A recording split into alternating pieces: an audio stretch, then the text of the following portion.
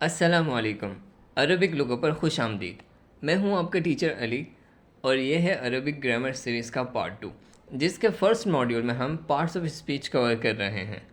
اور ہم نے پچھلے پارٹ میں ناؤن کو ڈیٹیل سے سیکھا تھا کہ عربک میں ناؤن کسے کہتے ہیں اور اس کی ٹائپس کیا ہیں۔ اور اگر آپ نے اس کا پچھلا پارٹ نہیں دیکھا ہے تو ڈسکرپشن میں لنک ہے، آپ جا کر دیکھ سکتے ہیں۔ تو آج ہم سیکھنے جا رہے ہیں پروناؤنس، کہ عربک میں پروناؤنس کسے کہتے ہیں اور اس کی کتنی ٹائپس ہوتی ہیں۔ تو چلیے شروع کرتے ہیں۔ تو عربک میں پروناؤن کو کہتے ہیں ضمیر، اور پروناؤنس کو کہا جائے گا الضمائر۔ تو سب سے پہلے اس کی ڈیفینیشن سمجھتے ہیں۔ ایز یوزول عربک میں بھی پروناؤن کی ڈیفینیشن اردو اور انگلش کی طرح سیم ہے۔ پروناؤن ضمیر اس لفظ کو کہتے ہیں جو ناؤن اسم کی جگہ استعمال ہو، جیسے ہوا، وہ، انت، آپ، انا، میں اور نحن، ہم وغیرہ۔ پروناؤن کی 4 ٹائپس ہوتی ہیں، جس میں پرسنل پروناؤن ضمائر منفصلہ، پوزیسو پروناؤنس ضمائر متصلہ، ڈیمانسٹریٹو پروناؤنس اسماء الاشارہ اور ریلیٹو پروناؤنس اسماء الموصول شامل ہیں۔ ویسے تو چاروں پروناؤنس ہی مذکر اور مؤنث ہو سکتے ہیں، اور سنگولر ڈال اور پلورل یعنی واحد، تثنیہ اور جمع ہو سکتے ہیں۔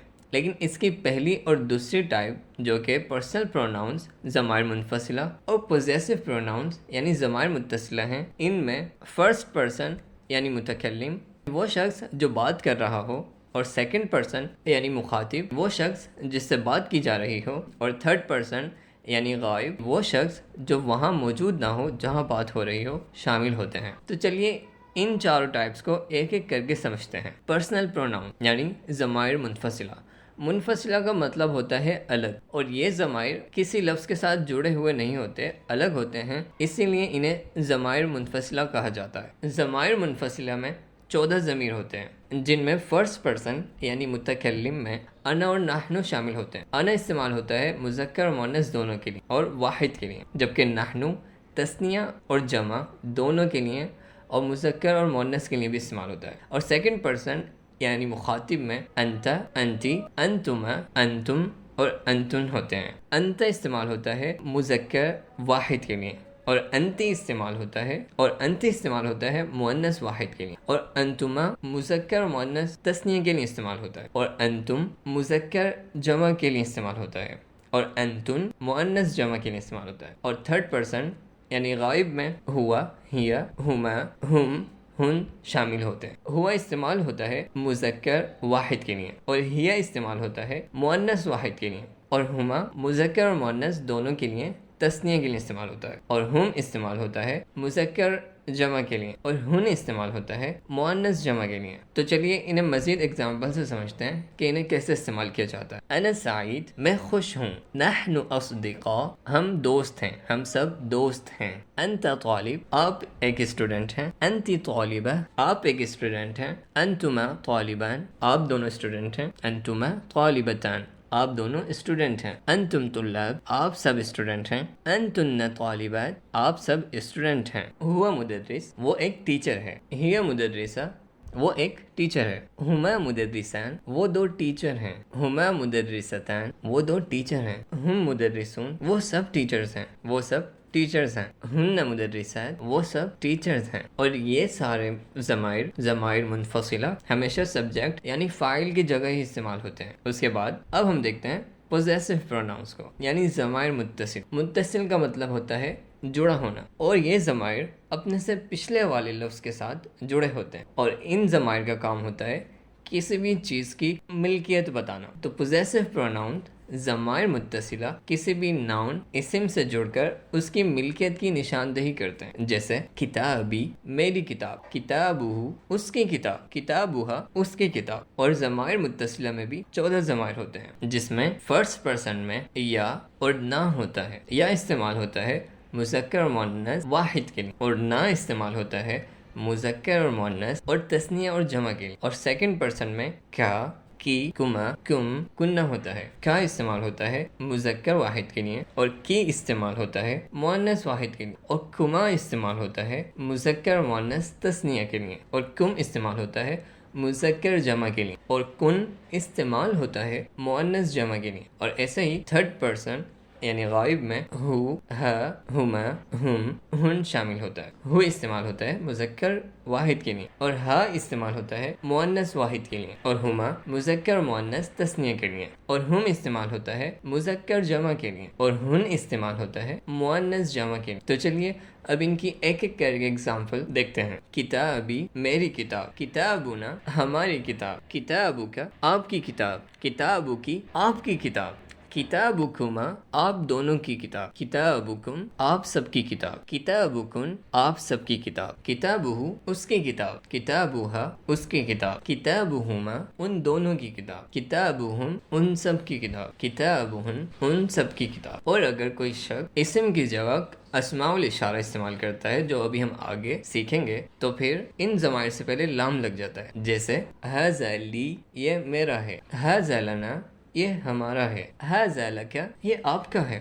ھذا لکی یہ آپ کا ہے، ھذا لکما یہ آپ دونوں کا ہے، ھذا لکم یہ آپ سب کا ہے، ھذا لکن یہ آپ سب کا ہے، ھذا لہ یہ اس کا ہے، ھذا لہا یہ اس کا ہے، ھذا لہما یہ ان دونوں کا ہے، ھذا لہم یہ ان سب کا ہے، ھذا لہن یہ ان سب کا ہے۔ تو پوزیسو پروناؤن آبجیکٹ کی جگہ بھی استعمال ہوتے ہیں، تو جب بھی یہ ورب کے ساتھ لگتے ہیں تو یہ آبجیکٹ بن جائیں گے، یعنی مفعول بن جائیں گے۔ جیسے نصرانی یہ جو ضمیر ہے اس میں یا سے پہلے نون بھی لگ جائے گا۔ نصرانی اس نے میری مدد کی، نصرنا اس نے ہماری مدد کی، نصرکا اس نے آپ کی مدد کی، نصرکی اس نے آپ کی مدد کی، نصرکما اس نے آپ دونوں کی مدد کی، نصرکم اس نے آپ سب کی مدد کی، نصرکن اس نے آپ سب کی مدد کی، نصرہ اس نے اس کی مدد کی، نصرہ اس نے اس کی مدد کی، نصرہما اس نے ان دونوں کی مدد کی، نصرہم اس نے ان سب کی مدد کی، نصرہن اس نے ان سب کی مدد کی۔ اب ہم دیکھتے ہیں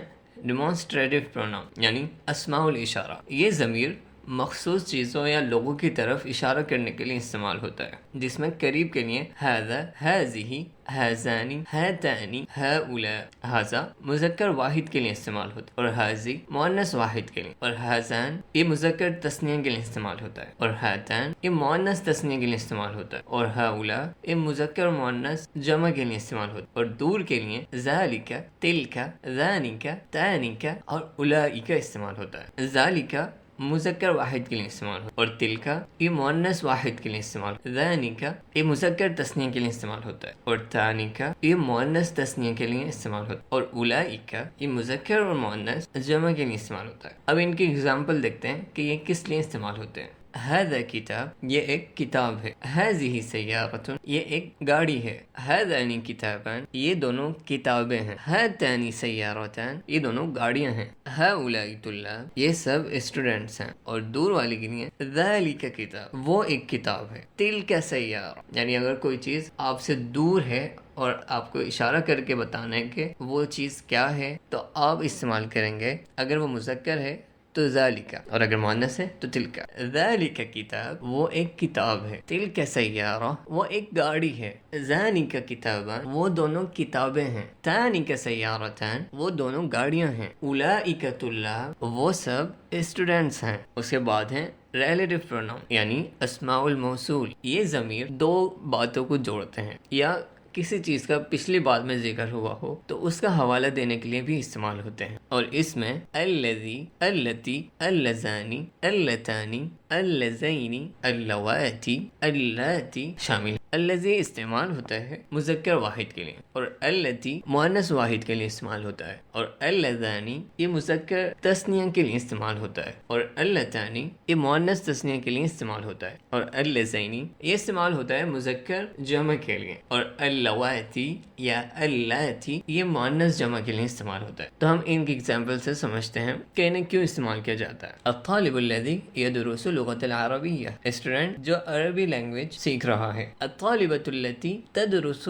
لغۃ العربیہ اسٹوڈنٹ جو عربک لینگویج سیکھ رہی ہے، الطالبان اللذان یدرسان اللغۃ العربیہ دو اسٹوڈنٹ جو عربک لینگویج سیکھ رہے ہیں، الطالبتان اللتان تدرسان اللغۃ العربیہ دو اسٹوڈنٹ جو عربک لینگویج سیکھ رہی ہیں، الطلاب الذین یدرسون اللغۃ العربیہ اسٹوڈنٹس جو عربک لینگویج سیکھ رہے ہیں، الطالبات اللواتی یدرسن اللغۃ العربیہ الطالبات اللاتی یدرسن درسنا اللغة العربی طالبات جو عربک لینگویج سیکھ رہی ہیں. تو یہ تھے پروناؤنس اور اس کی ٹائپس. امید ہے آپ کو آج کے یہ ٹاپک سمجھ میں آیا ہوگا, اور اگر کوئی چیز سمجھ میں نہ آئی ہو تو آپ کمنٹ سیکشن میں پوچھ سکتے ہیں. تو اب ملیں گے اس کے اگلے پارٹ میں. تب تک کے لیے اپنا بہت سا خیال رکھیے گا. اللہ حافظ.